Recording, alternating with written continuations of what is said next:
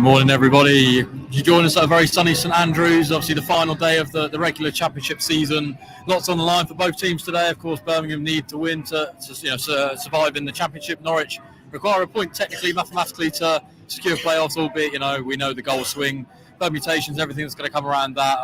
It feels unlikely that might happen, but you never know. Obviously, everyone that is, of a Norwich City persuasion will know what happened at Fulham and those other sort of situations that have arisen, I suppose, in recent times. I think Scunthorpe and Bristol Rovers had a similar situation in League Two a few years back. So we're not going to count our chickens yet. Adam Harvey joined by Connor Southwell. Connor, we're sort of a minute or so away from team news dropping. Obviously, no Ashley Barnes, as David outlined at his press conference for this game and these couple of semi-finals that look like they're going to be on the horizon for Norwich.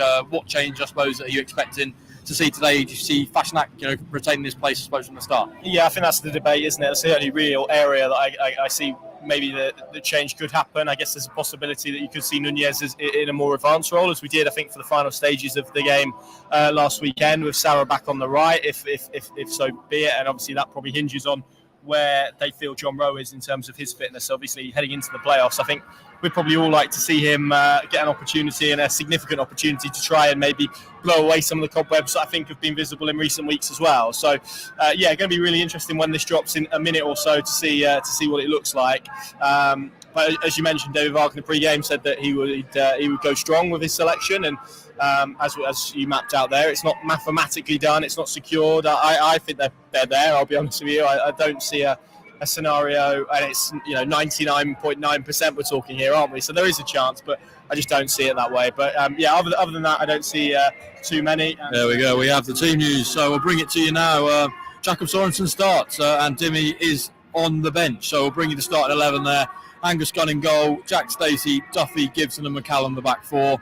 Looks like a midfield two of Jakob Sorensen and Kenny McLean, Zara, Nunes in the 10, Borja Sainz and Josh Sargent. The bench is Long, Hanley, Bart, Unulis, Fisher, Welsh, Rowe, Kennebo back on the bench, and Sydney Van Hooydonk. So there's no Christian Fashnak there on the bench either. Connor, I suppose that's just dropped. What are your sort of feelings and thoughts on that?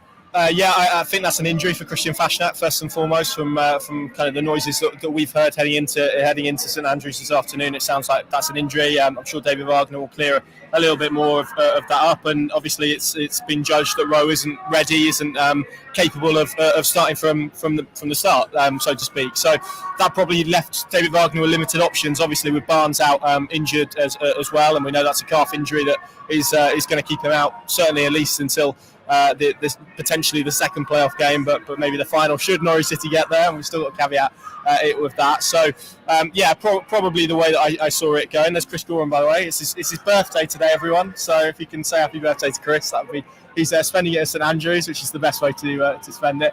I think that's kind of my breakdown of that. I think with Fashnak injured, it probably toss for coin, really, isn't it? And with Sarah probably needed, in that wide right role because of Rowe's fitness, that probably leaves you with limited options really to push it forward. I mean, I'd know again, it's what, 4 defenders on the bench.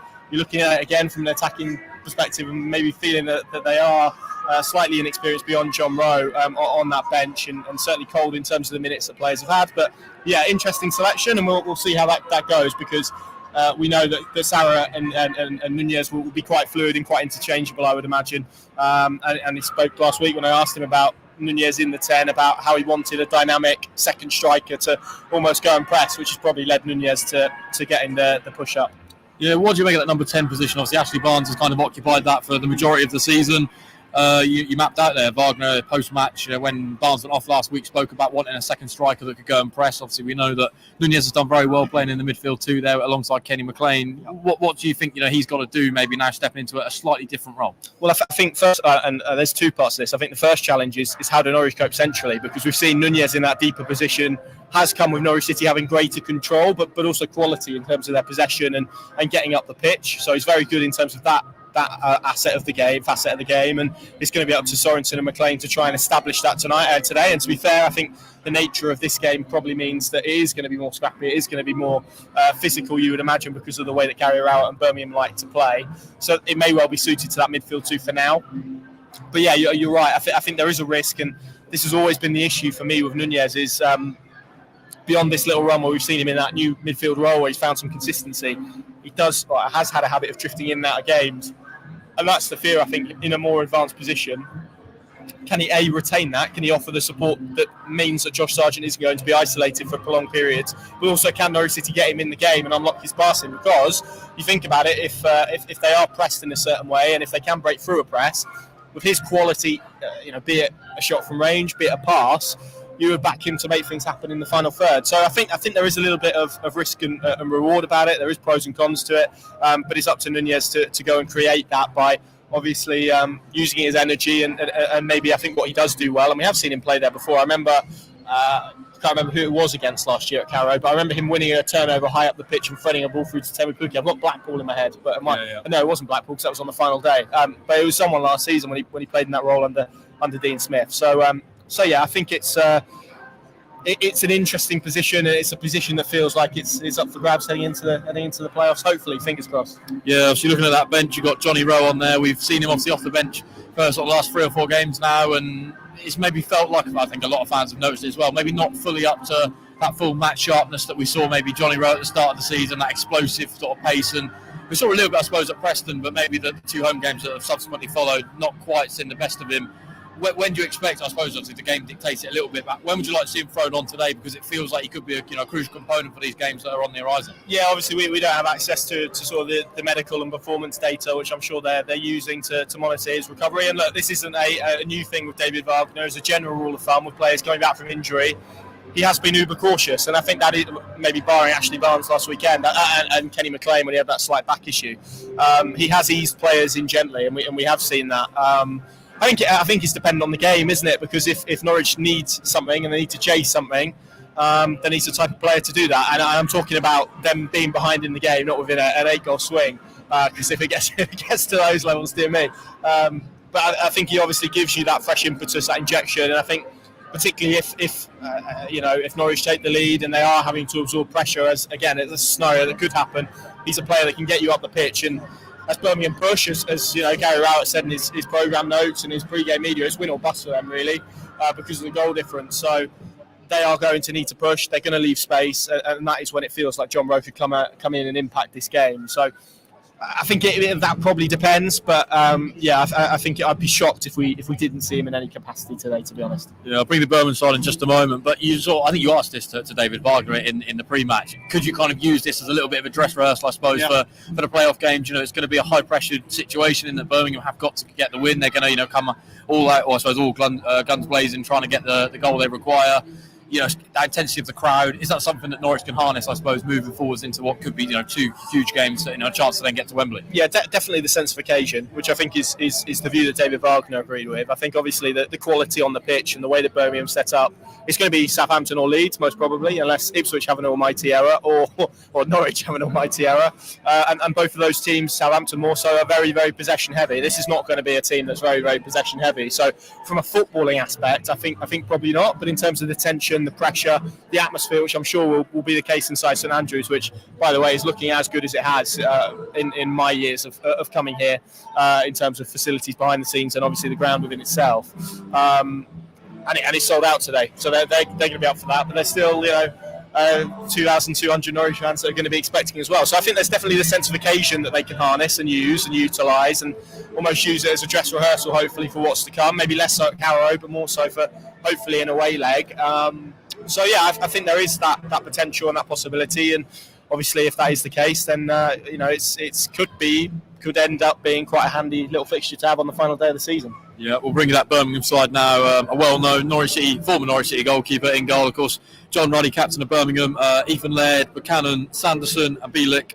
Mayoshi, Pike, Anderson, James, Stansfield, of course, who's probably the standout player in this Birmingham side. I think 12 goals, 2 assists this season, and Stunjic in the midfield. Then you've got Everidge, Cody Drama had a good loan spell at Luton last season. Roberts, Bakuna, Hall, Alex Pritchard, of course, formerly of Norwich City as well. Dembele, Tyler Roberts, and Jukovic, who we know the physical presence that he could bring if Birmingham are chasing this game, and they require a goal. Connor, what do you make of that? What sort of test are you supposed expecting Norwich to face today? Birmingham know what's on the line; they have to win this game, so they're going to be quick out the traps, you'd imagine. And how do Norwich need to respond to that? Yeah, I think they're going to it's going to be full throttle. I think almost you have to, particularly the start of the game. I think that's going to be about management, because the crowd's going to be up for it. The players are going to look to come out and make an impact early on, because the longer this game goes on 0-0, I think the more tetchy and more nervous it's going to get in this place and also on the pitch. So I think you've got to ride out that opening 15-20 minute spell. Obviously, if Norwich can grab a goal in that period, excellent. But I think survive that period and then look to grow into the game, look to grow and make a case for it. So yeah, I mean, the first thing reading that 11, some of the names in there. I mean, Christian Bielik is a player that I've liked a lot. He suffered with injuries a little bit. I mean, that Ethan Laird, he had a very good loan with Bournemouth, was it?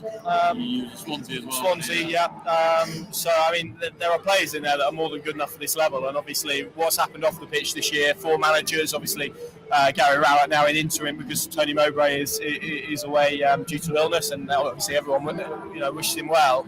I mean, they've probably suffered for that more than they've suffered for the quality of their squad.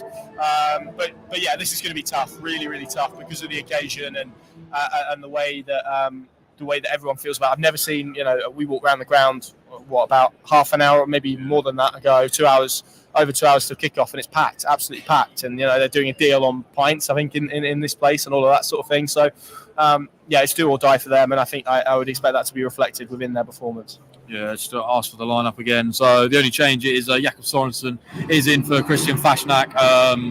Apart from that, it's the same lineup that we saw.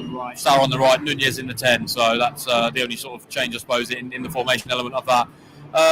Connor, I suppose, today we know what's on the line. If Norwich are, winning this game or level or whatever, and it's 60 minutes, and you're David Varner, you're looking at Gabby Sarri, you're looking at Josh Sargent, and you know that these players are going to be huge for the games that are coming up.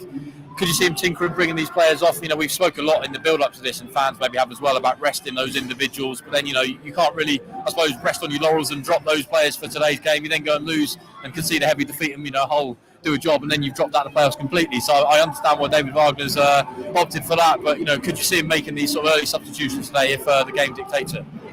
Yes and no. I think, to be honest, that you look at that bench and there is a real limitation of options, isn't there?